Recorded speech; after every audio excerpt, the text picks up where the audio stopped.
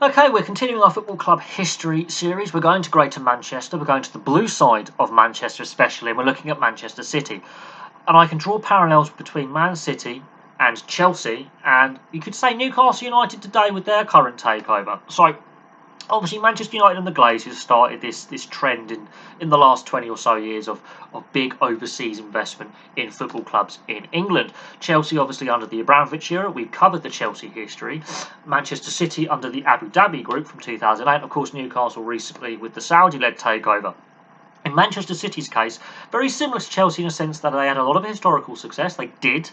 The success dries up, however, which is the slight difference, whereas Chelsea were still winning trophies in the decade before they were purchased. Man City hadn't won a trophy for over 30, I think it was 38 years in between bouts of silverware for Man City. Then the Abu Dhabi group comes along, then there's some missteps along the way with certain players being purchased, not really getting that success, and then the first silverware under the Abu Dhabi group comes, and it's just been a conveyor belt for the last decade or so. But this club goes way back to the 1880s, way back. It's the first club in Manchester to win silverware, not Man United, and it's had a few name changes and a couple of stadium moves. So, Manchester City starts out in 1880 as St Mark's Church of West Gorton Football Club, as a community football club. By 1887 it's called Ardwick Association Football Club, and they settle on Manchester City 2 years after they joined the league in 1894. Manchester City FC is obviously taken. Their current colours are worn, and they've been in the Football League since 1892. Now, for the most part, they've been in the top two divisions, historically. There is that low point following the 97-98 season where they are relegated to what was the old Division 3, now League 1.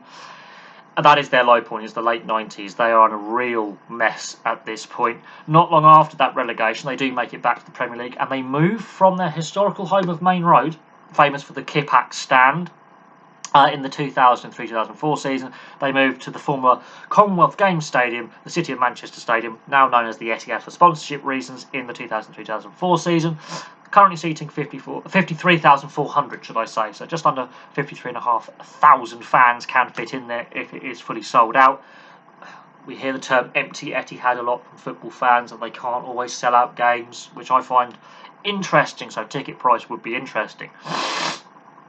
10 years after they have been in the third tier, they are purchased by the Abu Dhabi group for big money. It does take a little while for them to win silverware, but here's some two interesting facts about Manchester City. In the 2018-2019 season, now revenue earning is different from profit loss, but for revenue income coming into the club, they were the fifth highest globally, earning 568.4 million euros in income. The Forbes Rich List, now this is where I think this could be overinflated or artificial value, but Forbes in 2019 had them valued at $2.69 billion US dollars. Yeah, that's interesting. So that's the financial side of things, very, very interesting.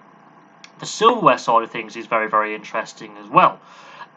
They've won more FA Cups before. The FA Cup is the one competition where they were more successful before the Abu Dhabi money comes in, which is very interesting. They've only won 2 FA Cups since the current takeover, and I find that very interesting that they've underachieved in the FA Cup, won a lot of League Cups and league titles, but that lack of FA Cup success, that was the first trophy they won under the current ownership, was the FA Cup. So the fact that they haven't kicked on in that competition is a bit of a head scratcher, and also their lack of European success as well becomes a bit of a laughing point with other fans on social media, that they can't kick on in Europe as well. But they've had their battles with UEFA over financial fair play and youth transfer policy.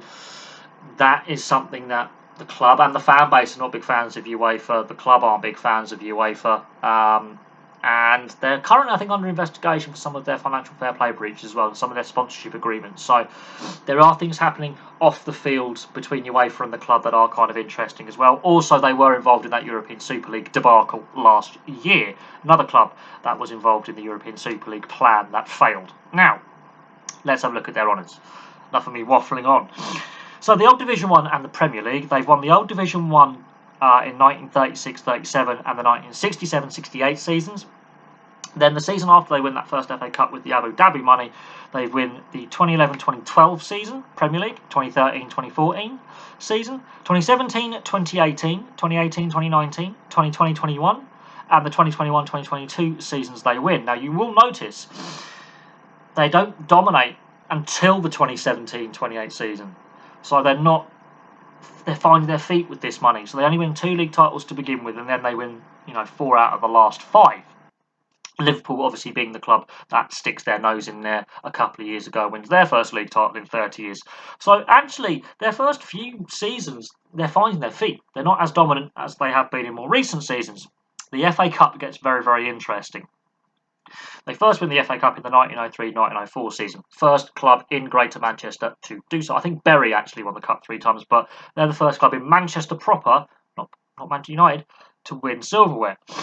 Then you've got the 33-34 season. They win it again, 55-56, and the 68-69. So quite regularly, every couple of decades, they're winning the FA Cup.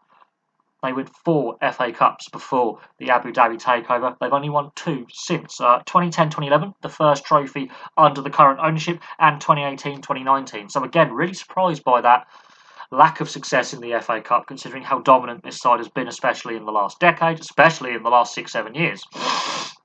The League Cup is where they win a lot of their silverware, very dominant in this competition in recent times. They first win it in the 69-70 season, and they back it up in the 75-76 season. Then that's the last trophy they win until the 2010-2011 season, is the 75-76 season League Cup. That is that big gap where Man City are mediocre and then they end up in the 3rd tier of English football. They win it again in the 2013-2014 season, 2015-2016, 2017-2018, 2018-2019, 2019-2020, 2020-2021 season. So they win it a lot under the current ownership, very successful in the League Cup. Charity Shield is an even split historically between pre-Abu Dhabi ownership and current ownership. 1937, 1968, 1972, 2012, 2018, 2019. So for all their dominance in the league and in the League Cup, they're not winning. If they're claiming to be the best side in England, they're not winning the Charity Shield on as regular basis as people think. They're not winning the FA Cup as much as they should, considering how dominant domestically this side has been in the last 7-8 years. Then we get to the European silverware. So they won the Cup Winners Cup in the 69-70 season. Not bad going. That was following on from their FA Cup win the season before, which means they did a domestic and European Cup double with the League Cup and Cup Winners' Cup in the 69-70 season. That is a fair achievement. The Champions League, they were runners-up in the 2020-2021 season to Chelsea. They've never been runners-up in the old UEFA Cup Europa League, so they've never had success in the other European competition. And that lack of European success, apart from the Cup Winners' Cup silverware in the 69-70 season, this is where people start pointing and going, look at PSG, look at Man City, overinflated financially, dominate domestic league, can't win in Europe. And they've been to a lot of semi-finals and quarter-finals in the Champions League as well, so they always make the latter stages in recent years. One final, runners-up medal. Very much, it's sort of like the PSG argument as well. Overinflated value. Weakens the domestic league, can't win in Europe. But the English league is obviously, as we've seen, stupidly competitive historically, more competitive than most of the European leagues. But Man City's lack of success in Europe is quite telling. Rivals, obviously Manchester United and Liverpool. Historical rivalries as well with Bolton Wanderers, Oldham Athletic, Stockport County, and more recent rivalries with Spurs and Chelsea when it comes to competing for silverware. So there you go. There's a brief history of Manchester City Football Club. Very interesting history. We will get on to Manchester United either later today or tomorrow. I have got things to do. I've got people coming over. I actually have friends. Who would have thought? But jokes aside, so Manchester United will be the next club history video that we do. They have a very interesting history. Very, very interesting history. Most successful club in the league. Obviously, Liverpool more successful in trophies in total. Man City have a long way to go to catch up those two clubs. In fact, they're still way behind Arsenal as well. Everton are ahead of them in league titles. So they still have a way to go in order to... I think Aston Villa above them are as well for silverware. So they've got a way to go to climb up the rankings of the English clubs historically. They are a very historical club, and yes, they have had a lot of success since the takeover. But they had success before the takeover as well. They just had a period of decline in the 90s that really hurt them. Anyway, thank you very much for watching. Please place your thoughts in the comment section below, and I'll have some more video content for you very, very soon.